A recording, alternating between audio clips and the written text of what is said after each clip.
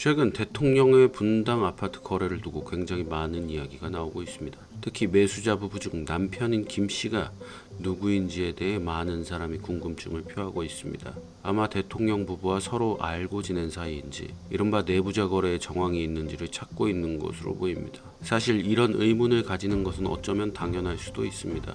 무려 17억 7천만 원의 개인 근저당을 생판 모르는 남에게 설정해 줄 수 있느냐는 의문 때문입니다.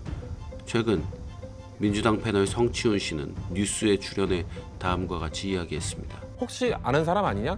아는 사람이라고 하면 이건 문제가 될 수 있죠. 이거 누군지는 밝힐 수는 없잖아요. 근데 개인적인. 그 개인이 매수인이 본인이 뭐 언론에 인터뷰나 이런 걸 해서 나는 대통령 뭐 아는 사이가 아니다 네. 라고 얘기를 했잖아요. 네. 그분이 만약에 이거 나중에 주인 누군지 밝혀질 수도 있습니다. 네. 언론은 충분히 추적할 수 있기 때문에 네. 만약에 알고 보니까 대통령 지인 맞네 라고 하면은 엄청난 후폭풍이 있겠죠. 그렇죠. 그러니까 거짓말을 할 가능성은 저는 없다고 아하. 봅니다. 여기서 주목해야 할 점이 있습니다.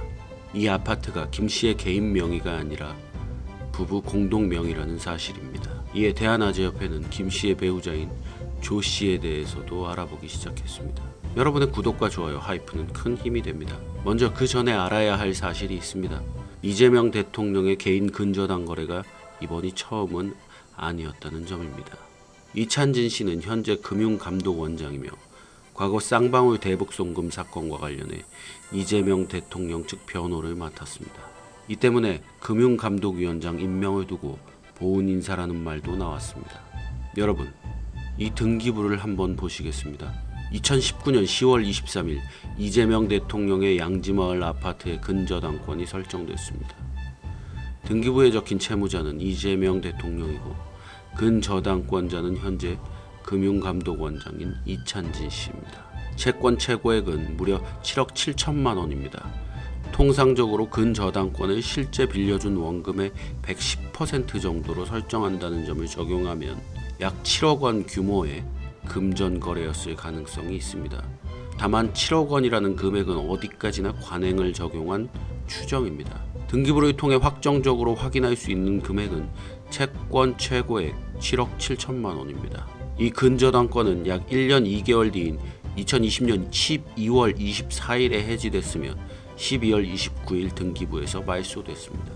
이 거래 자체가 불법이었다는 증거는 없습니다. 하지만 최근 대통령과 금융감독원장 사이에 과거 이처럼 큰 금액의 채무, 담보 관계가 있었다는 사실은 분명합니다. 두 사람의 사이에 정확히 어떤 이유로 금전 거래가 이루어졌는지 이제는 설명이 필요한 대목이 아닐까요? 이 사례로 미뤄보면 이재명 대통령은 과거 매우 가까운 사람과 개인 근저당 간 거래를 했다고 유추할 수 있습니다. 이번 아파트의 매수자는 부부 공동명의입니다. 이 가운데 배우자인 조 씨의 이름은 2014년 11월 성남시 자원봉사의 날 행사 자료에 등장했습니다.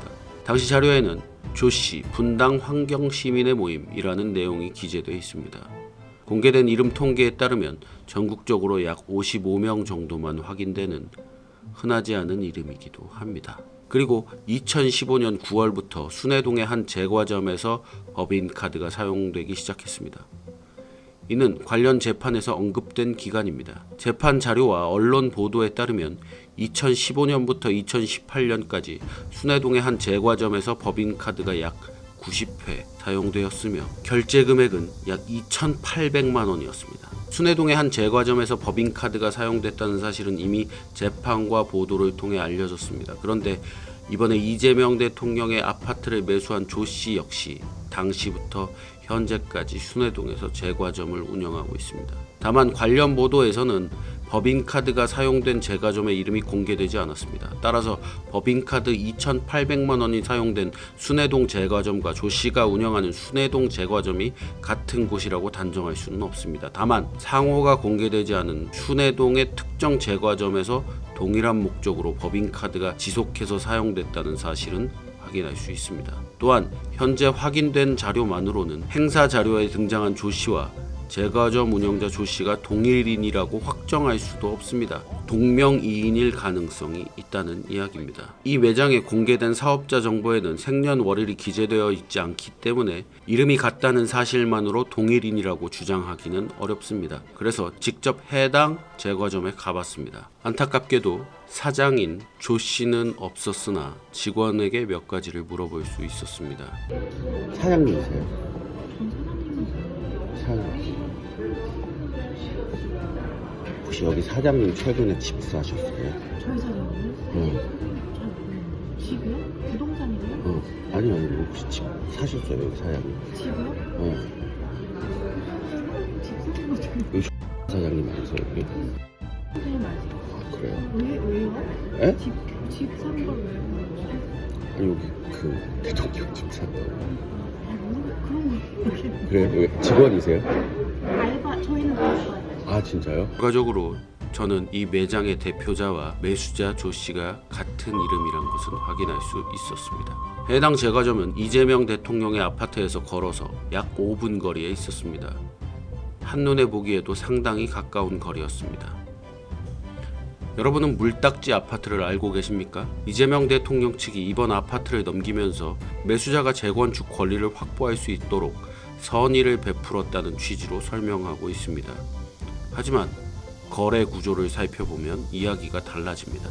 원래대로라면 이재명 대통령은 재건축 권리를 받을 수 있었습니다. 그러나 8년 전 김혜경 여사와 공동명의 등기를 하면서 보유기간 산정에 문제가 생겼다는 분석이 나오고 있습니다. 사업 시행자 지정이 7월 27일 고시되면 10년 보유 요건을 충족하지 못해 조합원 지위 양도가 제한될 수 있는 상황이었다는 것입니다. 그렇게 되면 해당 아파트는 이른바 물딱지 아파트가 돼 현재 시세로 거론되는 31억에서 2억 원을 받기 어려워질 수 있었습니다. 한 부동산 전문가의 분석에 따르면 조합원 지위를 승계할 수 없는 상태에서는 약 22억 원 수준의 거래될 가능성이 있었다고 합니다. 매수자가 잔금 17억 7천만 원을 지급하지 않은 상태였는데도 소유권부터 넘긴 이유가 바로 여기에 있다는 분석입니다. 매도인은 미지급 잔금을 보호하기 위해 매수자 소유의 아파트에 17억 7천만 원의 근저당권을 설정했습니다. 쉽게 말하면 다음과 같습니다. 일단 등기부터 넘겨서 재건축 권리를 살리고 잔금은 나중에 받되 아파트를 담보로 잡겠습니다. 그렇다면 왜 시장 가격, 시세인 31억 원이 아니라 29억 원이었을까요? 강남 부동산 시장 일각에서는 30억 원 이상 주택 거래에 적용되는 국세청의 전수검증 기준을 피하기 위한 것이 아니냐는 의혹을 제기하고 있습니다. 흔히 세무조사 대상이라고 표현하지만 정확하게 말하면 전수검증 대상입니다. 국세청은 2024년 거래분부터 30억 원 이상의 초고가 주택 취득 거래를 전수 검증하고 있습니다. 이 과정에서 매수인의 소득, 재산, 대출, 증여 신고 내역과 실제 취득 자금을 대조합니다. 부모로부터 받은 자금, 법인 자금 및 개인 간 채무 등도 주요 확인 대상이 됩니다. 따라서 정확한 의혹의 내용은 세무조사를 피했다는 것이 아니라 30억 원 이상 거래에 적용되는 전수검증을 피하기 위해 거래 금액을 29억 원으로 정한 것이 아니냐는 것입니다. 물론 현재 확인된 자료만으로 거래 금액을 29억 원으로 정한 이유가 전수검증을 피하기 위해서였다고 단정할 수는 없습니다. 다시 선의라는 주장으로 돌아가 보겠습니다. 도대체 조씨 부부는 어떤 착한 일을 했기에 평범한 부부인 그들에게 대통령이 이런 선의를 베푼 것일까요? 2억만 가지고 29억짜리 집을 살 수 있는 이런 행운 말이죠.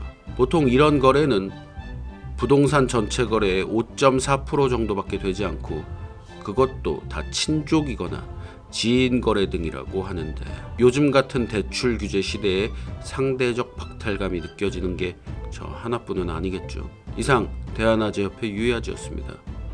많이 공유해 주시고 여러분의 구독과 좋아요, 하입은 큰 힘이 됩니다. 감사합니다.